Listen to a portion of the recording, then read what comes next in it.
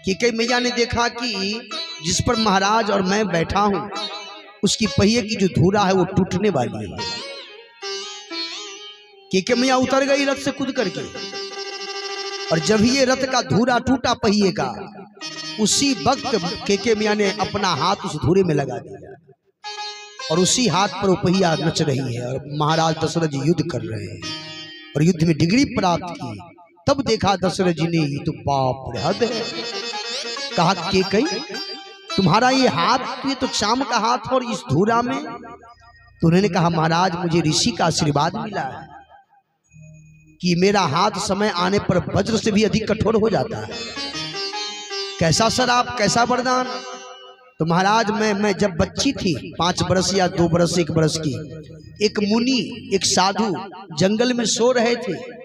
मैं गया, बालापन का था अवस्था,